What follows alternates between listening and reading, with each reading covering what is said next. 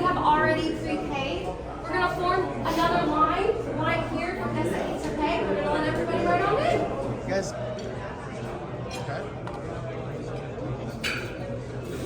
What's the sale of Queen Mary 2? Other hand. And anybody who doesn't know what Queen Mary 2 is, that's what you're about to find out. I was on the maiden voyage of Queen Mary 2 in 2004. It was at the time, and still is, the only ocean liner still in service. Its namesake, of course, is where we are. Everybody has a connection to this ship, who's here and visits it. So many stories. My dad worked on this ship. So we're all bound together with little stories connected to Cunard. It's amazing. If you saw the Royal Rendezvous yesterday, you'll know how special it is. You probably would have felt it in your bones like we did. And so to have that ship bring the designer of Queen Mary 2, who was inspired by this Queen Mary, to this ship to present to us today is just a great gift. So will you please give a very big warm welcome to Dr. Stephen Payne, OBE.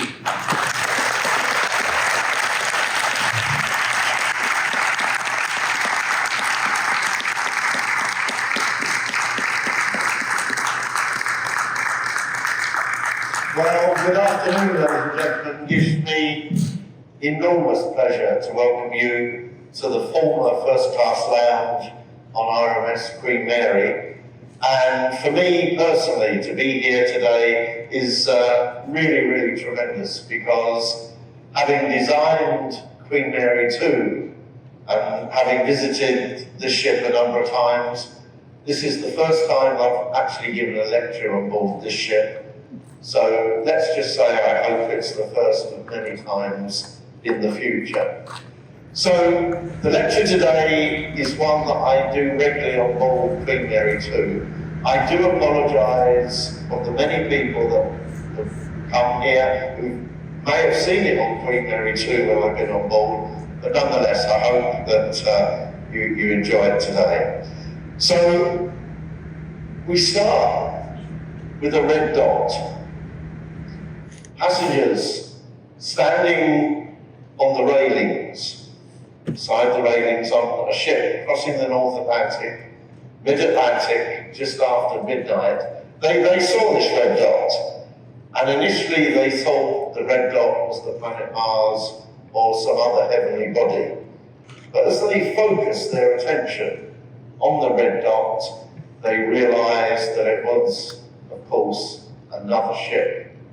But a ship on a parallel but opposite course to their own. And within a few minutes, as the other ship approached them, they realized that the red glow was attributable to two red and black funnels brightly illuminated by floodlights. And the passengers on our ship looked over their shoulder and they could see that their ship had three red and black funnels similarly illuminated. On that event, a few minutes past midnight, on the 25th of September 1967, was the last occasion that this ship, Queen Mary, passed by her running mate, the Queen Elizabeth, in mid-Atlantic. And everybody, Cunard, the papers, the travel industry, everybody said that this symbolised the beginning of the end of transatlantic service. Queen Mary, of course, had already been sold, and within a month she would be on her way here to Long Beach for a renovation and reopening as a hotel and museum attraction. Queen Elizabeth would last one more year with Cunard before she too would leave Cunard service. And so I think it's fitting that we reflect on these two ships, where Cunard had one new ship in the pipeline to replace both of them, the venerable Queen Elizabeth II, or QE2 as we know her. And the story was, of course, that once that ship finished her service, that would be the end of the transatlantic route. Well, thankfully, that is not the case, because today we have the namesake of this ship, Queen Mary 2, still in service, operating as a transatlantic liner. If we look at this particular Queen Mary, she was in service with Cunard from 1936 to 1967, and she was a ship of state. She represented Great Britain on the world stage, crossing the North Atlantic, just like the French had the Normandy, the Germans had the Europa and the Bremen, the Italians had the Rex and the Conte de Savoia. But of all those ships, the only ship of state that made a profit without government subsidy was this ship, Queen Mary. And that made this ship very, very special. And in fact, just bringing this ship into service was a Herculean effort, because she was ordered in 1929, but because of the Great Depression, work was halted of the construction of the ship on the 31st of December 1931, and it wasn't restarted until several years later, on the 10th of May 1934, after the government had coerced Cunard and White Star to merge. And with that new merger, Cunard White Star, they were willing to loan the new company enough money to finish Queen Mary and also complete her running mate, the Queen Elizabeth. And so this was the first of two super ships that Cunard has envisaged for the transatlantic service. But although she was the largest passenger ship in the world, what we have to remember is that Cunard wanted the smallest ship that could operate profitably on a weekly transatlantic service. And that's what defined the size of this ship. A weekly service with enough passengers to turn a profit, and that defined the size. And of course, the real arch rival of this ship was Normandy. And had Queen Mary not been stopped her construction midway through, she would have been in service before the Normandy. So Normandy was in service 1 year before the Queen Mary, and the two ships had a big rivalry, but it was of course Queen Mary that came out on top as the holder of the famous blue ribbon for the fastest transatlantic service, and she didn't give up that title until the SS United States came in 1952. So that's a little bit of history about Queen Mary. Let's continue about how I became interested in ships. Well, in 1965, I remember coming home from school, switching on my black and white television that we had in those days, grainy black and white. You had to hold up the aerial to get a good picture.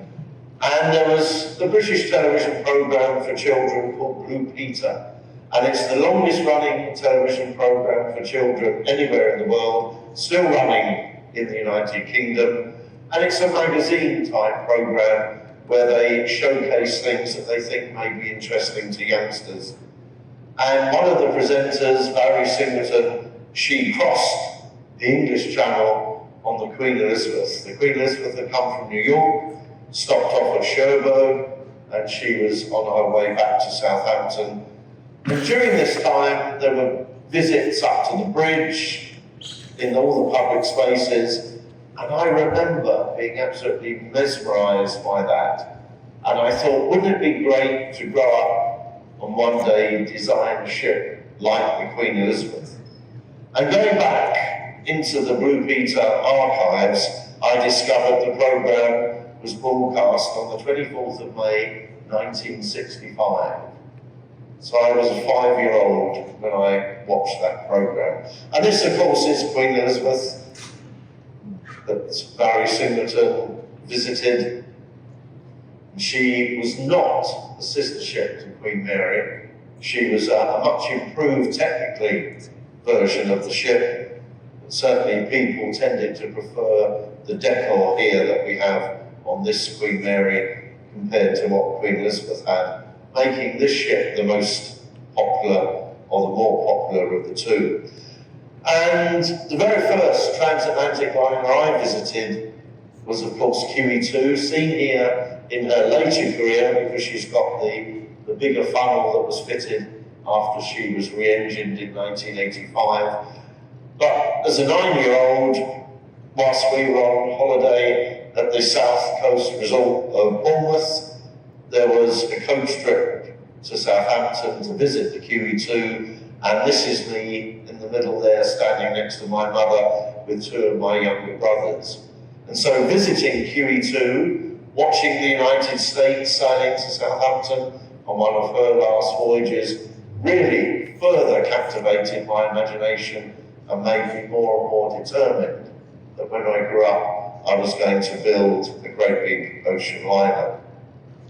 But a few years later, coming home from school, switching on the television again, watching that day's episode of Blue Peter, they suddenly stopped the programme and they had a satellite link to Hong Kong. And there in Hong Kong Harbour was our old friend, the Queen Elizabeth, now renamed Seawise University. She had been bought by a Chinese businessman, C.Y. Tung, and she was being converted to become a floating university. And it was during that process that nationalist Chinese managed to infiltrate the work gangs, went on board and set several fires along the ship, and we saw on Blue Peter the ship in her death throes, and she rolled over onto her side. Well, every year Blue Peter produced a book, and it was a favourite Christmas present for my parents to buy me for Christmas. And here we see the 1972 edition of the book. And surprise, surprise, inside was an article all about the Queen Elizabeth. Had a nice profile views of the various ships, a nice cutaway plan, lots of information for a budding naval architect to draw on and assess. A lively text all about the history of the ship, but it was the last paragraph that caught my attention. And it reads, "It was a sad moment for everybody who loves great ships. The Queen Elizabeth was the last of a great age, a superliner, and nothing like her will ever be built again." Now come on, Blue Peter, having from the age of 5 convinced me to become a naval architect and to do just what you've said, build a superliner. Suddenly you're telling me I'm not going to be able to do it? Well, I was very lucky that at school we were learning how to write letters of complaint. And the letters we had to write, and they were assessed by my English teacher, Pat Boodle, who I'm still in touch with. And of course I wrote my letter to Blue Peter. But unlike the rest of the class that did it just for an exercise, I actually sent mine off to Blue Peter. And by return, I got this letter from the editor, no less, of Blue Peter. A very famous lady called Biddy Baxter, who sadly passed away last year. And she said everybody was really interested in my letter and my ideas, but that I shouldn't be disappointed if I never realise my ambition. And I thought, how crass is this for a programme like Blue Peter that's trying to encourage youngsters when they've got this burning ambition to do something, to say that don't be disappointed if you never achieve it. And Blue Peter gave out badges. If you wrote in, you got a blue badge. If you did something special, you may get a silver one. If you did something exceptional, you may get a gold one. And of course, as a precocious 12-year-old, I rather hoped that I would get a gold badge. After all, I told Blue Peter what I was going to do when I grew up. But inevitably, I had to make do with the lowly blue badge, which you got just for writing in. Now, I was born in southeast London, in a place called Lewisham, which is very close to Greenwich, very famous place in London. Went to what we call a comprehensive school, which is a general school. And working through the school, I was always telling everybody that I wanted to be a naval architect when I grew up. And when it came to deciding on the subjects for my final 2 years at school, in the UK we call them A or advanced levels, the people there who were directing the students in careers, they said, well, what do you want to do? And I said, well, I want to be a naval architect. And they said, well, what's that? And I said, well, it's somebody who designs ships, and I want to design a big liner. And they said, don't do that. You'll never get a job. Engineering in the UK is finished. They said, you're very good at chemistry. Go and do a chemistry degree, and you'll earn so much money, you'll be able to go on these ships, but don't think about designing them. And nobody from my family had ever been to university before, so I was dependent on the advice of the career service. And so I went to Imperial College, one of the top colleges in London, and started a chemistry degree. And I was 1 year into that degree when I met my former physics master, Justin Johnson. And Justin said to me, do you know, the career service did you a huge disfavour, because with somebody with such ambition, they should have pushed you into doing the naval architecture. And he said, it's still possible. If you really want to do it, you should make it happen. And so, with his encouragement, I switched from doing chemistry at Imperial College to going to the University of Southampton, where I did my naval architecture. And it was with Justin's help that I managed to get an extra year's grant that I needed from my local authority in able to do the switch. Without that grant, I would not have been able to have gone to University of Southampton. And subsequently, having passed my degree, I joined Carnival and started on the progression through that company, developing designs for the Carnival ships. And then as Carnival bought Holland America and all the other companies, including Cunard, I played a prominent part in the design of all those ships. So we've spoken about my progression, but how did Queen Mary 2 really come about? Well, believe it or not, she owes a tremendous amount to the legacy of Titanic. And of course, Titanic sank in April 1912. The wreck was discovered by Robert Ballard in 1985. But it was James Cameron's film, Titanic, that really caused a tremendous surge of interest in Titanic and also ocean travel. And at that time, Cunard was part of an Anglo-Norwegian company called Governa. And Governa had bought Trafalgar House, which was the owner of Cunard, for their construction business. But Governa were not at all interested in Cunard. There was no investment. The company was running down. And then this film came out, and suddenly there was a surge of bookings on QE2. And I can only imagine that everybody wanted to go on QE2 to do this. And I tell you, please don't do it, because I do know people did fall overboard and were drowned, so please don't do it. But because of that, Carnival was able to acquire Cunard, and I was actually on board QE2, sailing transatlantic, when suddenly I was called up by the captain, and he said, your company, Carnival, have just bought Cunard, and it's going to be a new era for us all. And I had no idea that that was about to happen. And a subsequent call from the office said, as soon as you get back to Southampton, you're to start work on the potential design for a new transatlantic liner. We're going to call it Project Queen Mary. And if we can make the finances work, then we will start building the ship.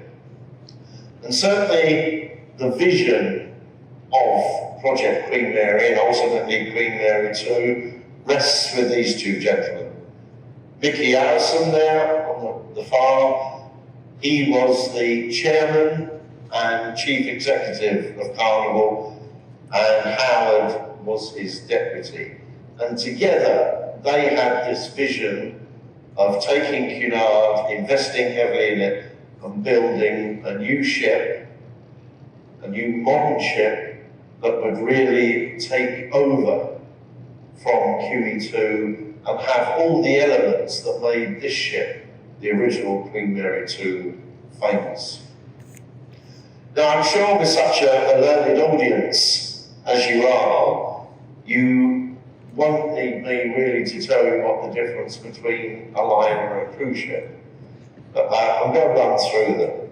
The liner has a much deeper draft, and it's much more pointed. The cruise ship is more bulbous, as we will see. The liner has enhanced strength, enhanced endurance, has a higher speed, more stability, more margins, and we'll see why that's important. And we have more public spaces, because on the transatlantic run, when the weather gets rough, or we have to go through fog, you need to look after the passengers inside the ship. So we need public spaces inside the ship, more than you would have on a cruise ship. Now, when I said I wanted to build a ship with all these attributes that would add 40% to the price of the ship, Mickey and Howard walked back in horror. They said, 40% just for these? Why don't you build a ship like this? They said it's got a black hull, a white superstructure, red and black funnels, so it's a liner. And I said there's far more to a ship than just its colour scheme. And I showed them what happened to the Michelangelo, the Italian liner, in 1966.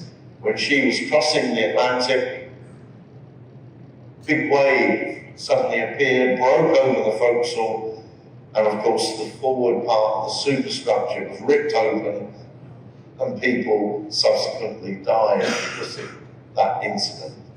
And I said, if we build a ship like that Disney ship, and we say it's a liner, invariably this is going to happen to our ship, and we will lose all our credibility. And they agreed, and they said, if you can design a ship to get over the 40% premium, and they said, if you can't, we will just build cruise ships. We won't worry about the Atlantic. But if you want to build your ship, you've got to come up with a design where we get over that 40% premium. Now, I have a philosophy that says before attempting anything new, you've got the best chance of success if you look back at the past. What has worked well, what has been a failure? With that information, it's a crucial first step in moving forward.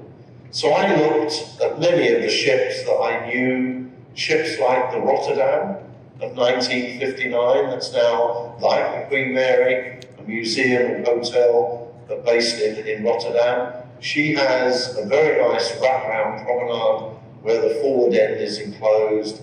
So I took that element and incorporated it in my new Queen Mary 2. And various other things I was able to incorporate. And Mickey said to me, well, do you know, you'll only get one chance in designing a ship like this, so you better make sure it's a success the first time. So maybe I did get it right. So, where do you start? Your boss says you've got $1 billion. They say, go and design your ship, show it to us, and then go to Cunard and tell them this is the ship you think they should have. So I looked at QE2, obviously she was the last ship running on the Atlantic at that stage, and I analysed what parts of the ship I thought we should replicate, what functions, but how, for the modern day cruise industry, we could streamline the efficiency, always with an eye to getting over that 40% premium. And the very first design I came up was this. Now I'm going to move around to show you this. This was a Queen Mary 2 that was very much based on QM2, because we had 3 decks of public rooms there, and the idea being that by having the public rooms together would make a much more unified block of public spaces for the passengers. The trouble is that all the cabins below that would have to be window cabins. And that first iteration of going through the cost and the revenue that was determined would not get over that 40% threshold. And so Mickey threw it back at me and he said, you're going to have to do better than that if we're going to build your ship. So what I did, I took the 2 public room decks below the lifeboats, brought them to the bottom of the ship, made them exceptionally high for a modern day cruise ship or passenger ship, 4.5 meters instead of the 3.5 that we generally use on passenger ships today, and then having the first passenger cabin deck on top of those 2 big public room decks. And that meant the first cabins were much higher than they would have been on this design, and I could crucially start having balcony cabins that would generate the extra revenue to get over the 40%. Now, those of you that have been on Queen Mary 2, you'll say, well, why is the Britannia restaurant in the sort of middle of the ship rather than at the end as it is on the normal cruise ships, passenger ships? Well, the reason is I positioned the Britannia restaurant at the fulcrum so that it would be the least motion on the ship. And then forward, we have a staircase where there's a landing called 3L, where passengers can't go anywhere. And people say to me, why on earth have you got this landing with nowhere to go? And the reason is that the forward part of the ship, we have an extra deck for all the crew, and that's a crew escape. And then the other thing people ask me is, why is the Lido restaurant, which we call the King's Court, why is that on the lifeboat deck and not at the very top of the ship, as it is on most cruise ships? And the reason is that I wanted to have a refuge area where passengers would muster, they would be protected, rather than going out on the open deck in an emergency situation. So that Lido restaurant is our muster station where I could keep everybody inside. Everything about Queen Mary 2 is for safety, with the margins, the layout, and there's a reason for everything on board. So I worked for 2 years on my design, got Carnival's agreement, got Cunard's agreement, and then took it to 5 shipyards, and we ended up at Chantier de l'Atlantique, that had built the Normandy and the France, and they were immensely proud to have got this contract. And here we have the main particulars, and what I've done, I've put this Queen Mary's particulars side by side. So you see we're more than 100 feet longer, we're certainly wider. The draft on this ship, Queen Mary, is significantly more than my Queen Mary.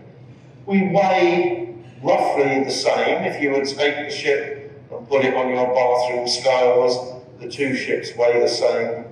But the internal volume, which we call the gross tonnage on my Queen Mary, is 150,000 tonnes compared to the 81,000 tonnes on here.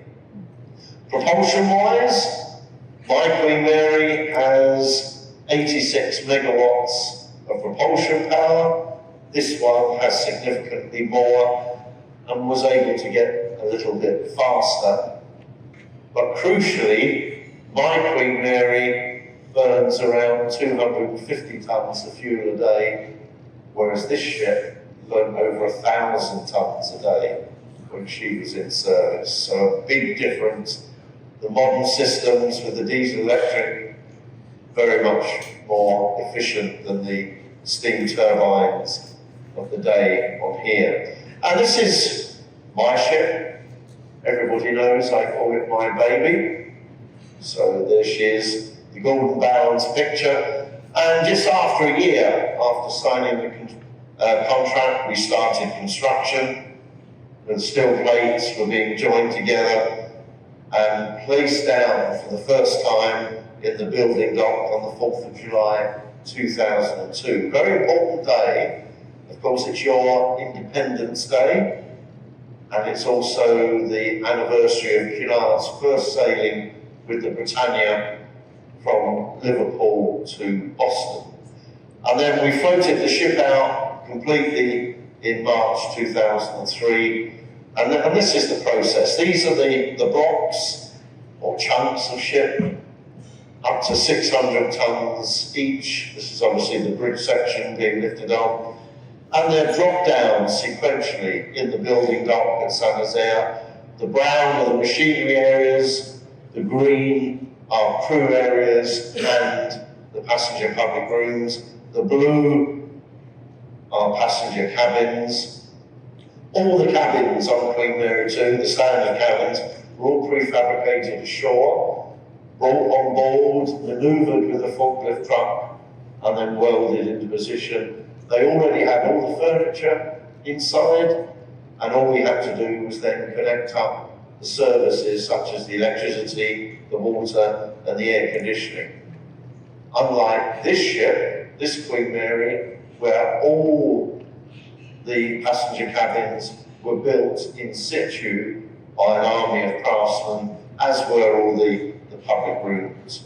So after 5 months building Queen Mary 2, we'd got to this stage, and then we flooded the building dock and moved her further down and started adding more and more blocks. 98 blocks in total, 3,500 people working on the construction of the ship, and 500 people working in the drawing office in the French shipyard doing all the detail plans. And gradually after the 98 blocks, the familiar form of Queen Mary 2 appears. So here we are in the building dock in the second position. Another block is being ready to be lifted on board. And it was a very, very quick process. You imagine this particular ship was ordered in 1929, delivered in 1936. Queen Mary was ordered at the tail end of 2000, November 2000, and she was delivered at the end of 2003. So about half the time to build a ship twice the size.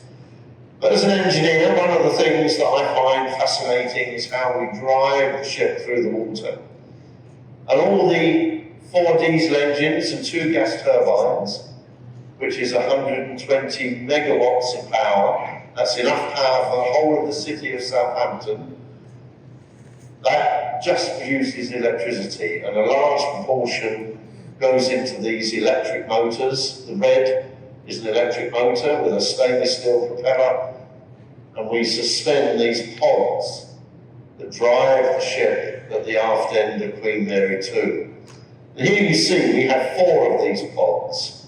The forward 2 are fixed, and all they do is drive the ship forward and backwards. The aft 2 are azimuthing on slip rings. There's no cables. All the power, all the control systems are done through slip rings. And that's what drives Queen Mary 2. And of course, we have 4 propellers, just as you have here on this Queen Mary, which is very unusual today.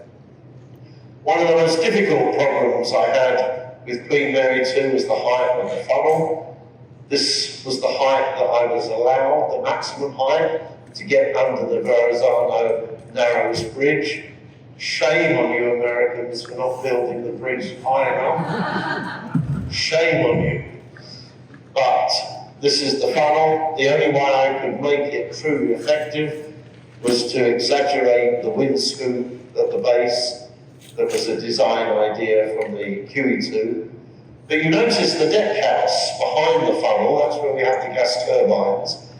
And we needed to improve the funnel, and we did that by fitting this railing at the end of the deck house. You think, well, what on earth does a railing do? Well, it slows down the airflow, causing the air to bunch up and create a cushion behind the funnel that stops the smoke dropping down behind it. So all these little things we use throughout Queen Mary 2, and here we see her going under the Verrazano Nose Bridge, this time at low tide. But of course at high tide there's 9 feet clearance.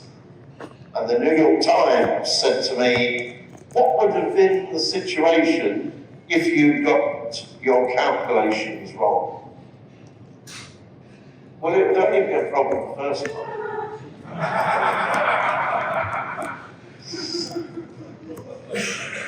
So this is the funnel, and of course it holds a special significance to this ship, Queen Mary, because this funnel, this whistle, came from your centre funnel. Because when I came on board in 2000 with the interior design team for Queen Mary 2, I saw that centre whistle in a crate somewhere down below, and we asked the ship if we could purchase it to put on Queen Mary 2, and they said no, but we'll let you have it on permanent loan. So we had it reconditioned at Kockums in Sweden, where it was originally built in the early 1930s. Had it converted from steam to air, because we don't generate enough steam to actually blow the whistle. We had a second whistle manufactured, and we mount them there at the forward end of the smokestack or funnel, just like you have here on the original Queen Mary. And so my Queen Mary has the same voice as this one. And when we had the salute yesterday, you would have heard the 2 whistles blowing, which was absolutely tremendous. Awesome seeing that. And originally, I arranged for steam to be drawn up and ejected from the whistles to make it look as though they were driven by steam. So you have the cloud of steam around the whistle. But sadly, that function has been allowed to be discontinued. So that's Queen Mary 2's funnel. The other fun thing I had was with our mast, that's loosely based on the mast of QE2. And you see us here at anchor on a cruise in Norway. You see the big square red and gold flag, that's the Cunard house flag. In front of it is a little bit obscured, but that's the pirate flag as we were about to leave our anchorage. You see the Norwegian flag, the courtesy flag, is there rather limp. And this was something that I was very conscious of. Queen Mary 2, as this ship was during her day, was one of the flagships of our nation. The red ensign, or the red duster, the flag that you see there, represents Great Britain. And there was absolutely no chance that I was going to allow the flagship of the British Merchant Marine to have a situation where the British flag was hanging limp. So at the end of the gaff there, where this flag flies, we eject all the air conditioning exhausts, specifically so that flag is always flashing. Believe me, part of Queen Mary 2 is showmanship, and it's so important that we continue these things. Other round the ship, fun facts, the windscreens at the terrace aft end on QE2, many trips I did, they were rattling, surprising the glass didn't fall out. I was determined that we wouldn't have that on Queen Mary 2. And so these strange slots that you see around the top of the windscreens, they are set for the resonance, the frequency, and they stop the windscreens rattling.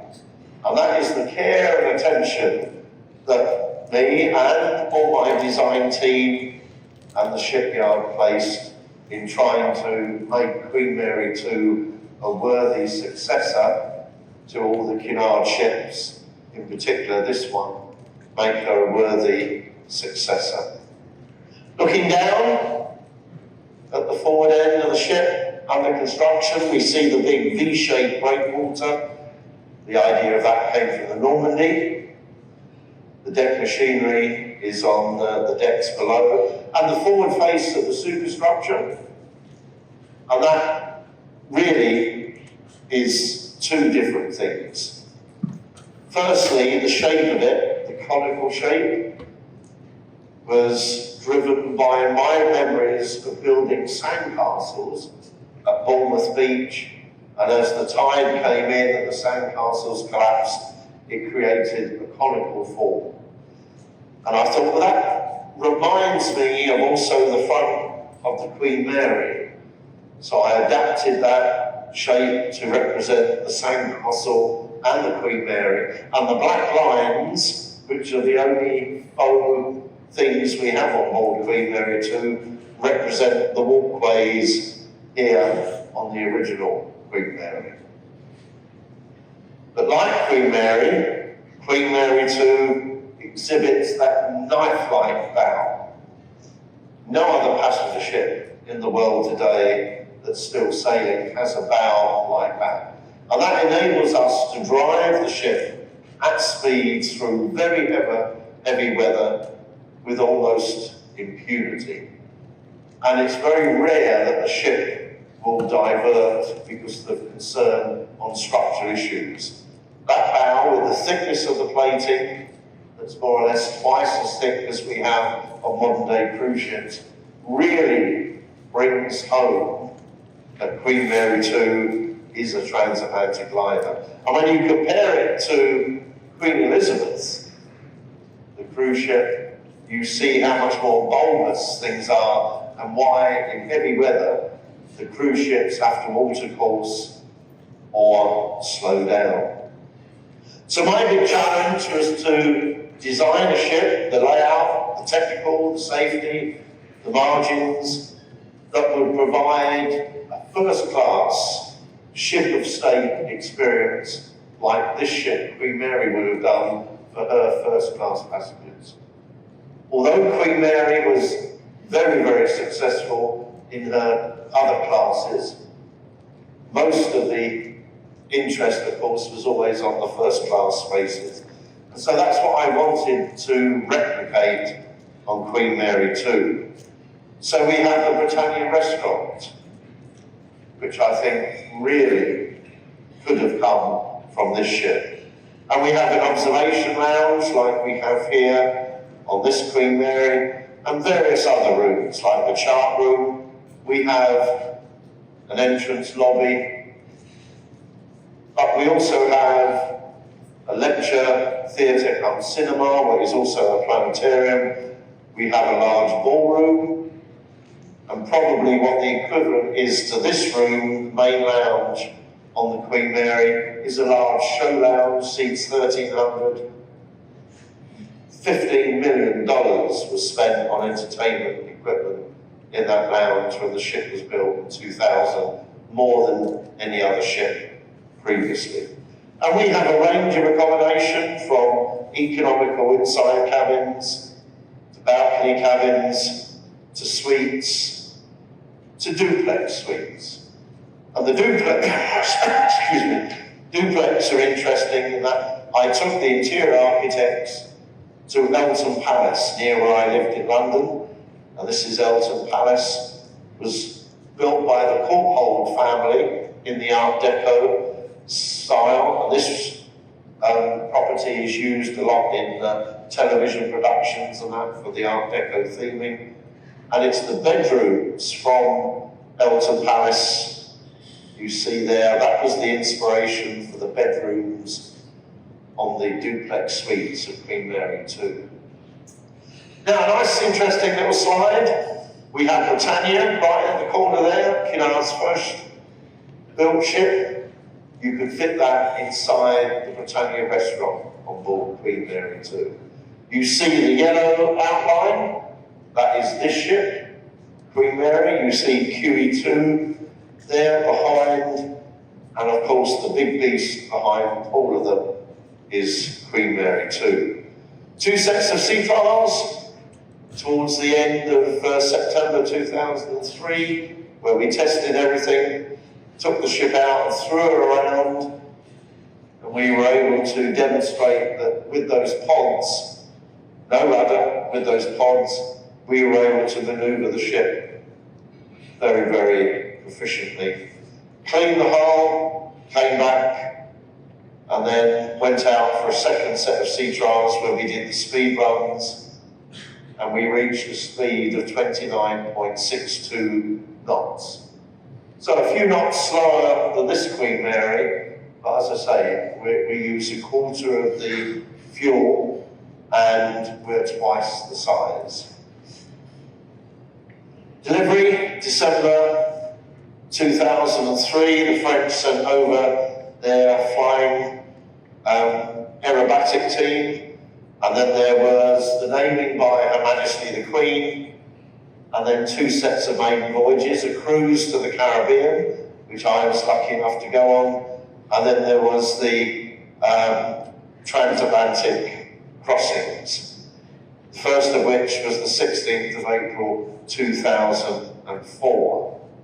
So I'm going to show you now a simulation that Cunard asked me to do because they were worried that perhaps Queen Mary 2, having been designed by this 38-year-old, may not be able to cope with the North Atlantic. And so here is a simulation, and I'll run it. And what it shows the ship, which is the box, sailing across the Atlantic, and as it meets weather storms from satellite information, the red are the waves, and you see it slowing the ship down. Now, it's the next one that's the interesting one. No, it's the next one, I hope. Here we go, one. So what that's saying is that with the power of Southampton in Queen Mary 2, that 120 megawatts, when the North Atlantic picks up rough, it's going to bring the speed of the ship down to 0. And that is why in winter, North Atlantic, on an express routing, you have to have a proper ship. You cannot have a cruise ship. That showed that Queen Mary, if everything was running, for the 10-year satellite data, it shows the ship would never be late arriving in New York.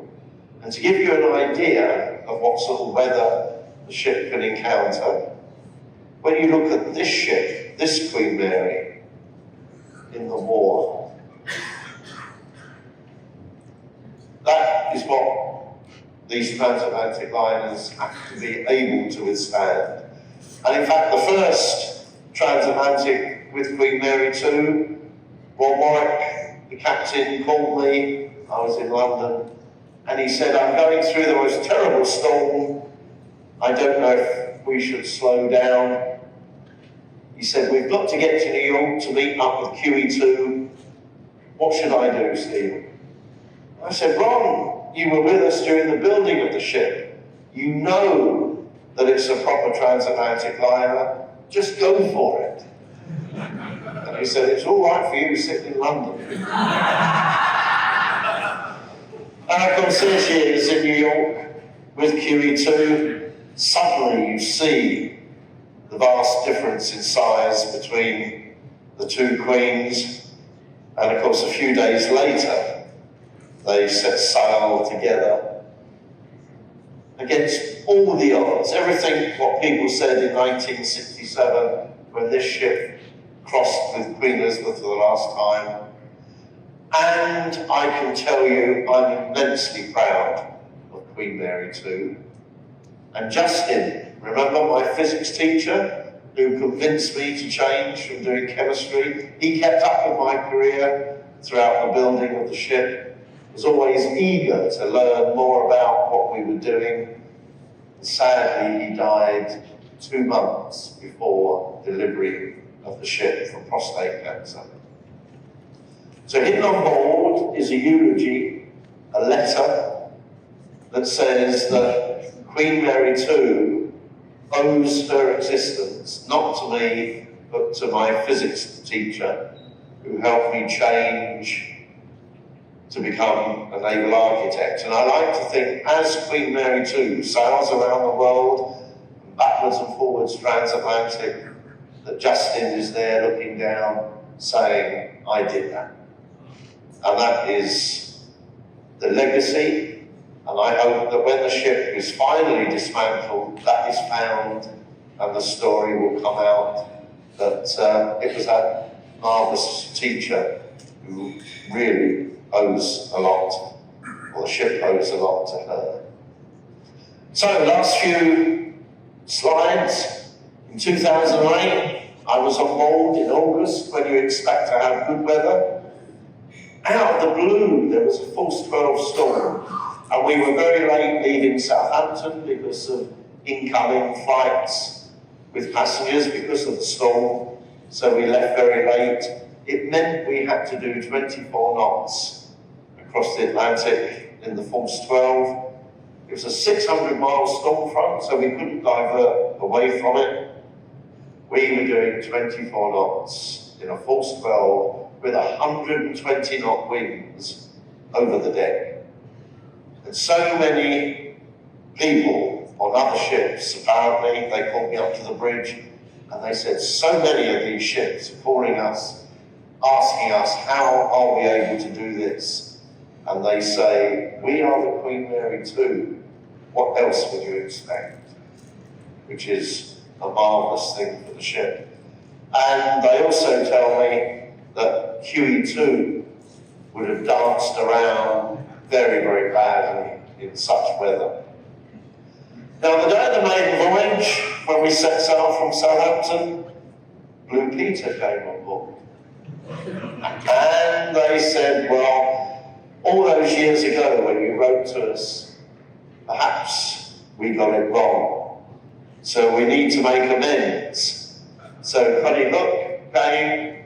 Here we are in the Britannia restaurant, and I received my gold Blue Peter badge.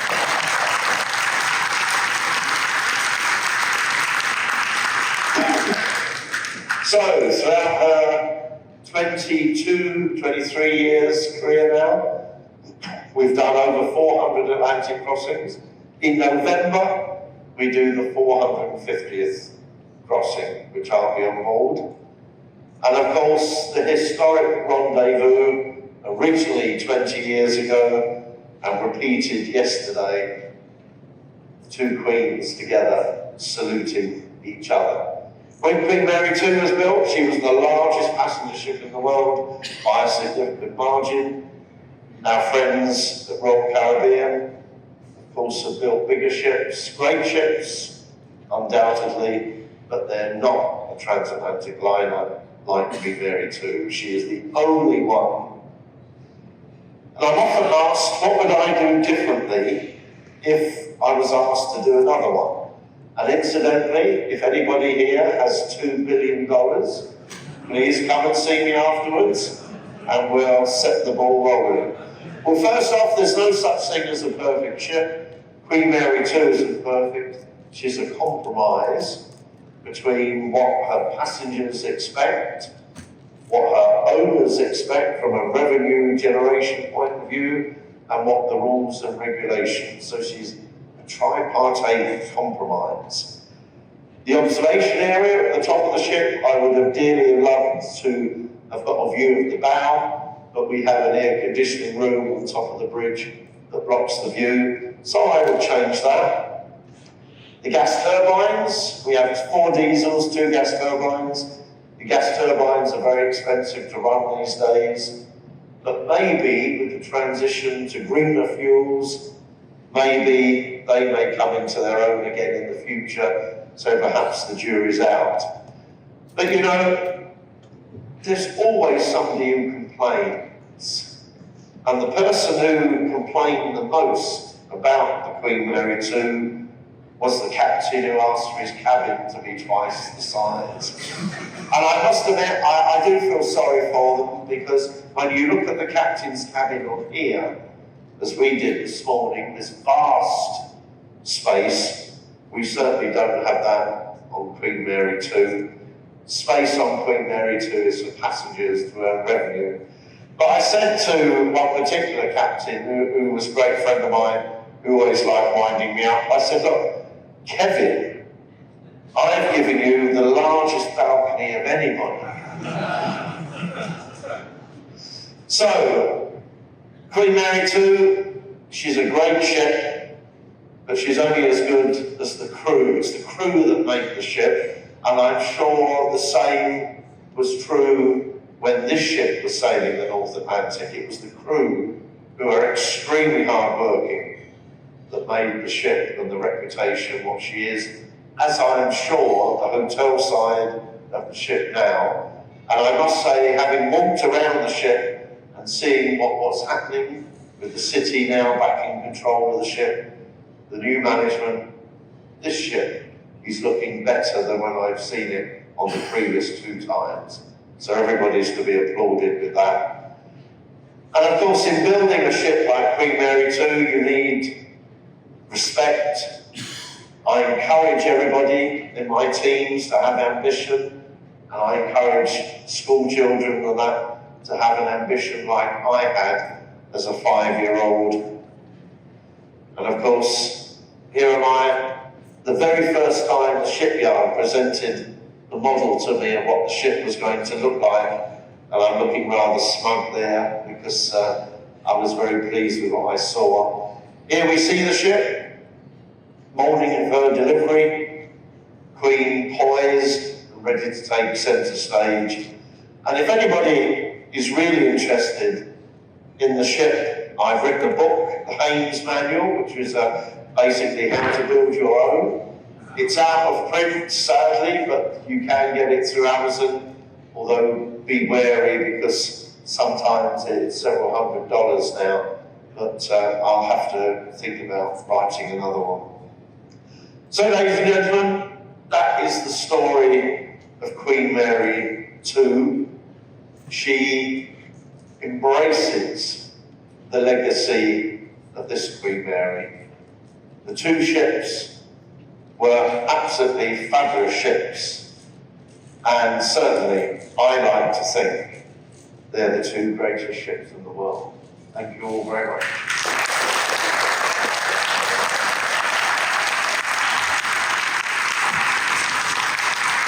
Thank you, Payne, ladies and gentlemen.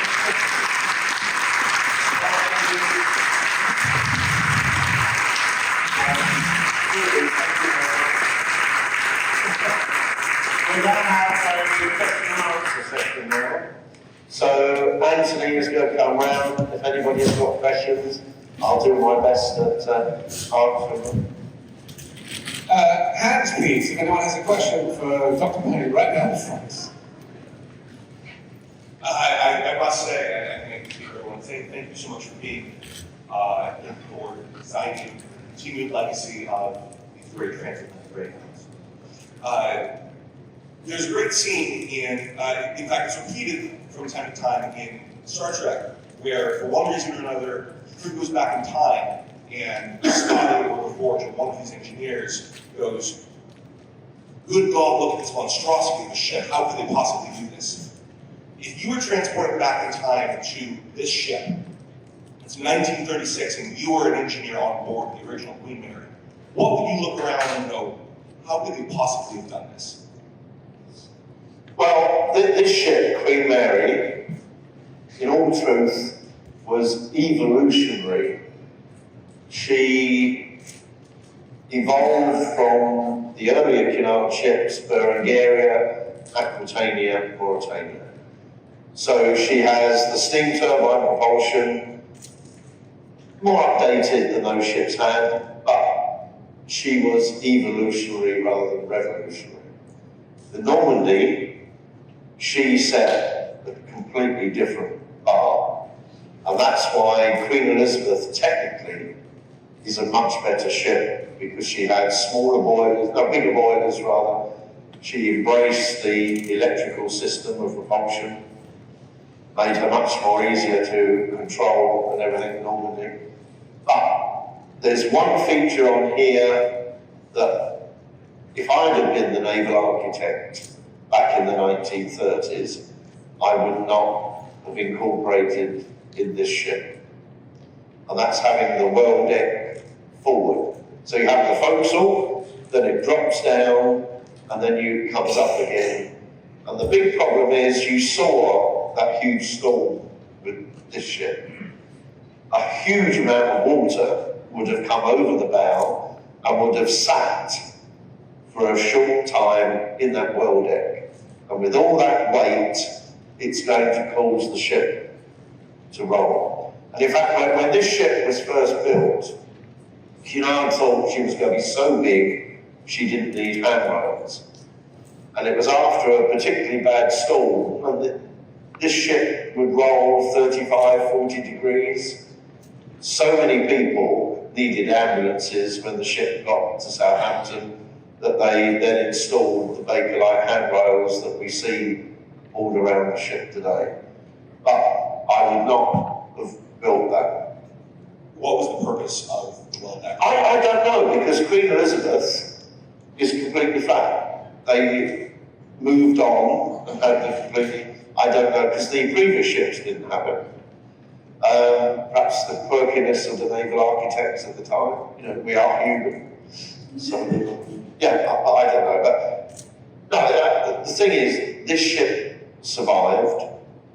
She was the most profitable ship in that interwar period. The other ships didn't make a profit. And that in itself is a huge legacy for this ship. Because it means Cunard got it right, basically, in what they were doing.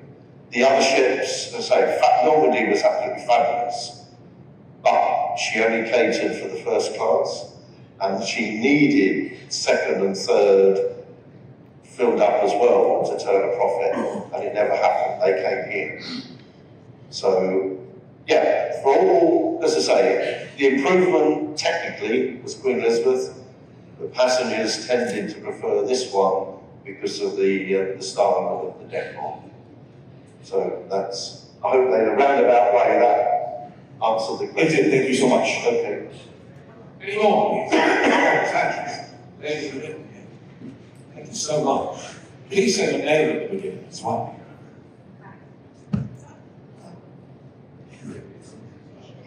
You know, I was just curious because piggybacking on what this gentleman was saying, you were talking about the rolling.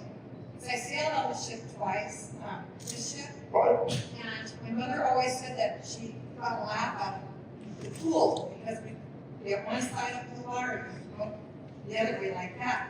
So I haven't been on the Queen Mary 2. Oh, you must. And I was asking, how did you know that there were so much motion? Well, when this ship was built, they didn't have stabilizer technology. So she was built without stabilizers. Stabilizers began to be perfected in the early 1950s. And stabilizers are fins or wings that we have inside the ship, and when it gets rough, we push them outside and we twist them and they stop the ship rolling. So that technology came in after the ship was built. Cunard decided to fit the Queen Elizabeth with stabilizers, I think in 1957, around that time, because they knew the Queen Elizabeth was going to stay in service a lot longer. They were already planning a ship called the Q3 to replace this one. So they didn't deem it economical to put stabilizers in this ship. Then suddenly Q3 was cancelled, and they realized this ship was going to have to go on longer than they anticipated. So it was about 2 years later than the Queen Elizabeth, they then put the stabilizers in Queen Mary. So 4 stabilizers, An old-fashioned control system actually had a gyroscope, and the spinning gyroscope would sense the roll motion and activate the fins. Now, on my Queen Mary, we also have 4 stabilizers, but rather than a reactive system, we have a proactive system, the new electronics. What that means is, before the ship experiences a roll, the control system anticipates it, and it's already started moving the fins so that the ship doesn't have the rolling motion. And when on sea trials, we take the ship out and we cross-connect the stabilizers so they roll the ship rather than stabilize it. And we usually get up to 12, 15 degrees. And when things start flying around on board, then we switch it over to stabilize. And Queen Mary 2 just came up immediately. And a 30-degree roll, we can get down to less than 3 degrees on Queen Mary 2. So rolling is not a problem. The problem is pitching, where the bow is going up and down. We can't do anything much about that. And in fact, I've done 2 crossings recently on Queen Mary 2, where the pitching has been far worse than I've ever experienced. But it's not so, doesn't cause seasickness as much as the rolling does. But yeah, after this ship is retrofitted, the bill for damage to crockery and the like was almost stopped. So, well worth it. Thank you. Hands, please. Lady right in front of you. Hi, my name is Lieutenant Kramer. I'm just curious if you've ever had the opportunity to confer with Sir John Brown. No, Sir John Brown was the naval architect who designed this ship, this Queen Mary. Sadly, he was already a very elderly gentleman when I was designing Queen Mary 2, and obviously things have changed so much from what he knew to what we do today in the way we build and design ships that, no, I never met him. One naval architect I did meet, who I'd like to mention, is the naval architect who designed the SS Rotterdam, which is the ship in Rotterdam. And I'm trying to think, I had his name on the tip of my tongue, it's just gone. But when he saw my design, because he built Rotterdam in '59, he saw my design and he saw I didn't have any expansion joints. On this ship, if you go up at the deck, there are areas where there's cuts in the deck and there are plates, and that enables the superstructure to flex. And he said to me, "You've not got any expansion joints on Queen Mary 2. Excuse me. And I said, "No, we don't need them." And he said, "Oh, that's terrible." He said, "The ship's going to break apart." But of course, we now use computers where we can analyze the structure, which he didn't have the recourse to because there weren't the computers in those days. So things have moved on a lot. But I've seen a program with John Brown, but I must admit, I never did meet him, sadly. Thank you. Hands, please. More questions. Okay, let's go over here. So much. So, what's your gut feel as to whether or not QM2 will have a successor? You threw a $2 million figure. Doesn't Cunard have to have a transatlantic liner to maintain their brand and their success? Well, certainly when Mickey bought Cunard, his sole focus was to have this new transatlantic liner. As I say, he put a line in the sand saying it's got to be as efficient as a cruise ship from a revenue point of view. Carnival is not a charity. So that was the first thing. With Queen Mary 2, she is so solidly built that she's having a big refit next year, and she'll have another big refit in 2032. And the intention is to keep the ship at least another 20 years, at least. So that's great.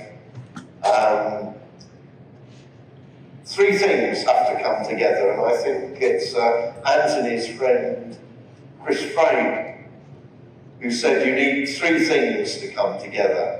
You need a ship owner who has the vision. You need to have a business case that warrants building a liner. And you have to have a naval architect who's going to push for the liner and not the Disney ship. And you need a concurrence of those three things brought together.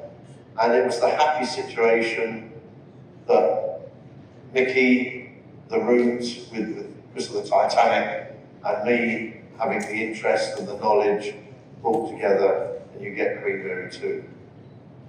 Now, as to the future, there's a young lad who wrote to me as a 10-year-old, a Chilean guy, and I've been corresponding with him many, many years. He's now finishing his degree. He's 23 now, in Chile. He has aspirations of developing a liner one day, and I am, with his drive and enthusiasm that he has, I'm absolutely convinced that he will. He's like a replica of me when I was his age. So, yeah, who knows? But let's hope for it. Someone down here had this. Go ahead. First of all, just as a side note, we're sailing on Queen Mary 2 on Payne, so just as a side note. But here's my question. The Commodore's cufflinks, have you ever had to use them on a voyage? But on Queen Mary 2, here we store 8 spare propeller blades. There are 2 spare propeller blades for each of the 4 pods. And I put them up there because I thought, going around the world like the ship is now, if she's out in Australia and they have a problem and they need a propeller blade, we won't have to fly propeller blades around the world. And they're always a constant source of interest to passengers on the ship. Have we ever had to use them? Well, we haven't. There was a situation early in the ship's career where she was coming out of Fort Lauderdale and the pilot lost control and we scraped the side of the channel and one of the pods was disabled and they had to take the blades off. And we do that by ballasting the forward end of the ship so the aft end doesn't come completely out of the water, but it brings it up. And with slings and eyelets around the stern, we can take off the propellers. So we could theoretically install the spare blades. We'd need short side crane to help us, because our cranes can't lift them off. But it is possible. It's possible. We have time for one more question to you, sir. Here you go. It's sort of an appropriate question, dovetailing off the previous question. My name is Patrick, by the way. When Queen Mary 2's end finally comes, have you ever had a discussion with Cunard about trying to save her like this one was saved and retiring her for static use as a floating hotel somewhere? Do you know that's not on their radar at all? There's nobody at Cunard who would be thinking that at the moment. With the idea of her continuing sailing for another 20 years, it's unlikely that there's anybody at Cunard who will be there in 20 years who would be around to make that decision. But knowing the ship, knowing what she offers, it would be inconceivable if she didn't end up as something like this. Thank you. Yeah. You may not know that the other special thing that's happening is not only do we have the Naval Architect and Queen Mary 2, but we also have the author of over 100 maritime books in the front row, our VIP and friend of the ship, William H. Miller, who would like to say a few words. Thank you very much. It was a great thrill and honor to share this voyage with Stephen, who is, of course, brilliant and the designer of the most famous liner in the world. We had that great historic to go through the Panama Canal and the Rendezvous. And I had one of my best, most memorable moments with Stephen Payne. We're going down deck 6. We're going aft to the captain's quarter. And we're on our way. And I said, Stephen, should we use the C or the D staircase? To which he turned to me and said, Bill, let's use D, trust me. After all, I designed this ship. So I thought to myself, here I am, asking which staircase to use. I'm the most famous liner in the world with the man who designed it, and he's telling me which staircase to use. And that was one of my fun moments, and we laughed forever. But what a thrill, and congratulations, Stephen, once again, on your wonderful work in this beautiful ship. Thank you. Thank you very much.